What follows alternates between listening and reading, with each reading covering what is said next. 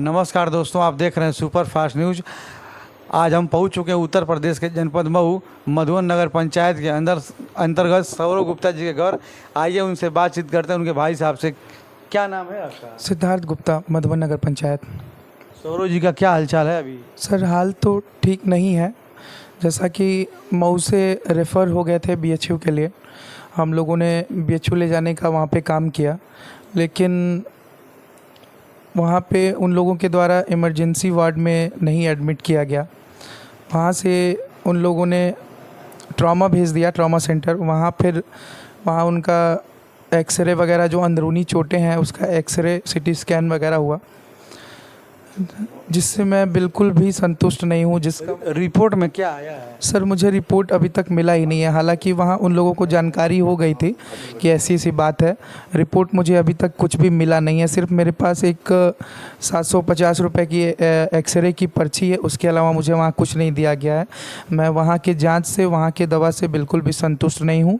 और यानी कि प्रशासन के लोग और वहाँ के डॉक्टरों द्वारा भी इनडायरेक्टली मुझे यही समझाने का प्रयास किया जा रहा था कि देखिए, प्रशासन से और पुलिस से आपकी लड़ाई पूरी नहीं हो सकती है। आप उनसे ना लड़ें, उसका दवा करें और उस मामले को ख़त्म करने का प्रयास करें।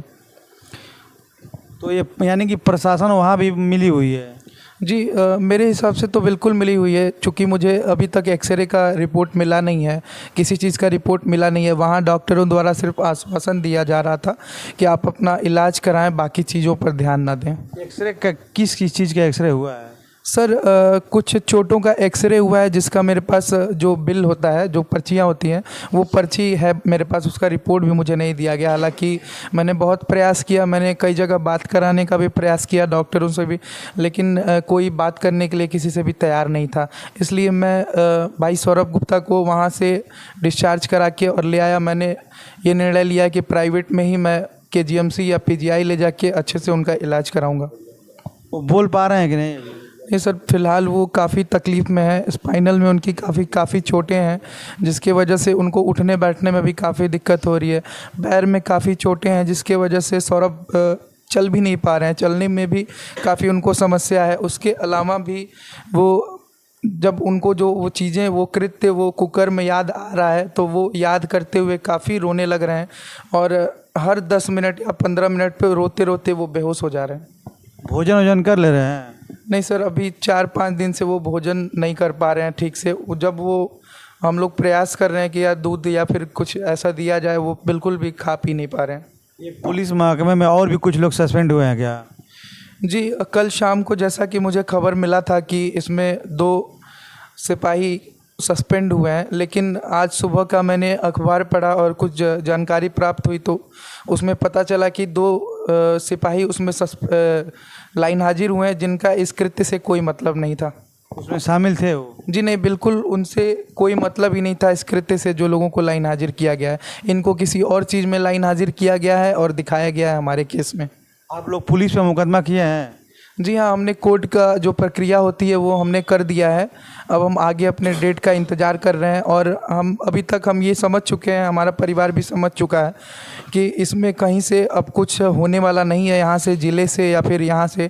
हम लोग आगे की तैयारी कर रहे हैं और बहुत जल्द माननीय मुख्यमंत्री परम पूज्य योगी आदित्यनाथ जी महाराज से मिलेंगे और सारा इन लोगों का कृत्य महाराज जी के सामने रखेंगे। कितने पुलिस वालों पे मुकदमा किए हैं आप? जी इसमें एक मधुबन SHO सहित एक SI और 7-8 सिपाही हैं, जिनका मैं नामजद दे चुका हूँ SDM साहब के वहाँ। नाम तो ज़्यादा लोगों का आ रहा था ना? जी नाम वही 10-12 लोग टोटल इस कृत्य में शामिल हैं, जिनको मैं तत्काल रूप से, मैंने शुरू से यही मांग की है कि इन लोगों को तत्काल प्रभाव से सस्पेंड किया जाए और इन लोगों के ऊपर मुकदमा करके इन लोगों को जेल डाला जाए, ताकि आज के बाद इन लोगों की हिम्मत ना हो कि एक छोटे से मासूम से बच्चे को इस तरह का ये लोग टॉर्चर कर पाएँ। आपकी ही सरकार है, लेकिन कोई सहयोग नहीं मिल पा रही है। देखिए सर, सहयोग के नाम पे आप सब भी जानते हैं क्या हो रहा है। सिपाहियों को सस्पेंड किया जा रहा है और जो मेन इसमें शामिल हैं उनके खिलाफ कोई कार्रवाई नहीं हो रही है। और क्या कहना चाहेंगे आप? मैं सर महाराज जी के सामने प्रस्तुत होऊंगा और सारा कृत्य रखूंगा। उसके बाद मैं डिसाइड करूंगा, अगर महाराज जी मेरे साथ न्याय करते हैं तो फिर मैं आगे का निर्णय लूँगा और आगे की कार्रवाई करूँगा। आपके हिसाब से मतलब ये जो मामला ठीक नहीं हो रहा है शासन प्रशासन का? जी नहीं, इसमें ठीक तो नहीं हो रहा है। मैं आगे इसीलिए प्रदेश की तैयारी कर रहा हूँ और मैं आगे भी शांत नहीं बैठूंगा। अपने भाई को न्याय दिलाने के लिए मुझे जिस कठोर से कठोर निर्णय को लेना पड़ेगा, मैं उस कठोर से कठोर निर्णय को लूँगा। जो उत्तर प्रदेश के लोग पूरे देश दुनिया से सोशल मीडिया पे मैसेज आ रहा है, सौरव गुप्ता के बारे में पूछ रहे हैं, उनको आप क्या मैसेज देना चाहेंगे? देखिए सर, मैं प्रदेशवासियों से और देशवासियों से यही कहना चाहूँगा कि ये जो कृत्य घटा है ये कोई बड़ी बात नहीं थी। ये एक छोटी सी बात थी, गाड़ी हटाने के मामले को लेकर बातचीत। ठीक है, मैं कहता हूँ अगर ऐसा हुआ है, आपने लड़के को 4-5 बार गाली दिया, उसने आपको एक बार पलटकर गाली भी दे दिया, तो आप उसको 1-2 झापड़ मार देते, उसको समझा देते। आपने जो कृत्य किया है इसके वजह से उसके दिमाग में, उसके जहन में ऐसा असर पड़ा है कि देखिए सर, पुलिस वालों को लोग क्यों कहते हैं कि मतलब ऐसे हैं वैसे हैं। इन लोगों ने अपना नाम खुद खराब करके रखा हुआ है। जब एक बच्चे के मन में ऐसा आ गया, अब वो ज़िंदगी भर क्या पुलिस वालों का सम्मान कर पाएगा?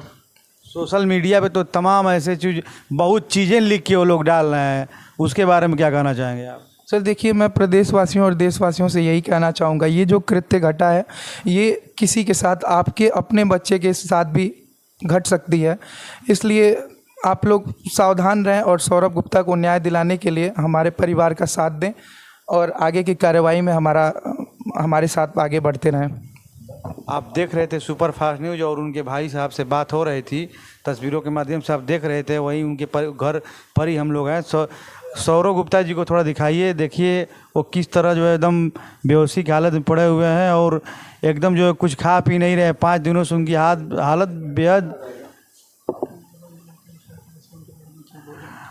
पूरा वहाँ पर जो है एकदम हालत इनका एकदम बेहद नाजुक बना हुआ है और बनारस से भी रेफर कर दिया गया और शासन प्रशासन कोई सहयोग नहीं कर रहा है। ये नगर पंचायत मधुबन के जो वासी हैं, मऊ जनपद के जो लोग हैं, क्या कह रहे हैं इनके बारे में? सर मैं मधुबन नगर पंचायत वासियों का, एक एक व्यक्तियों का मैं तहे दिल से शुक्रिया अदा करना चाहता हूं कि आप लोगों ने जिस तरह से आगे आकर मेरा और मेरे परिवार का साथ दिया है, मैं उसका आजीवन आभारी रहूंगा और इस कर्ज को मैं कभी आप लोगों से का उतार नहीं पाऊंगा। इसमें मुख्य रूप से हम लोगों का साथ देने में जो मुख्य हैं वो इस समय चेयरमैन प्रत्याशी हैं श्री ब्रिजेश जायसवाल जी, श्री पिंटू जायसवाल जी, श्री व्यापार मंडल अध्यक्ष जी हैं हमारे श्री गिरिजा शंकर मौर्य जी, पूर्व जिला मंत्री श्री बबलू ठठेरा जी हैं, श्री शंकर मदेसिया जी, श्री रानू जायसवाल जी, श्री आलोक बर्नवाल जी, श्री संतोष जायसवाल जी, श्री धर्मू ठठेरा जी, श्री दुर्गाशीष दुबे जी, अन्य एक एक व्यक्तियों का मैं आजीवन आभारी रहूँगा। और मैं आप लोगों के किसी भी कार्यक्रम में या कुछ भी आप लोग करते हैं, मैं उसमें हमेशा अवेलेबल रहूँगा। और आप लोगों ने जिस तरह से मेरा और मेरे परिवार का साथ दिया है और मनोबल बढ़ाया है, मैं भी आप लोगों के बीच में रह के आप लोगों का सब करवाऊँगा और आगे भी आप लोगों के लिए हमेशा अवेलेबल रहूँगा, एज ए समाज सेवी, एज ए आपका बेटा, एज ए आपका भाई। सुपर फास्ट न्यूज़ के माध्यम से आप देख रहे थे, बातें हो रही थी यहाँ पर सौरव गुप्ता जी के भाई से और सभी लोगों का धन्यवाद बोल रहे थे। फिर कभी वीडियो मिलेंगे और फिर बताएंगे, फिर हालचाल 2-4 दिन बाद फिर मिलेंगे, फिर आप लोगों को सोशल मीडिया के माध्यम से बताएंगे। नमस्कार, आप देख रहे हैं सुपर फास्ट न्यूज़।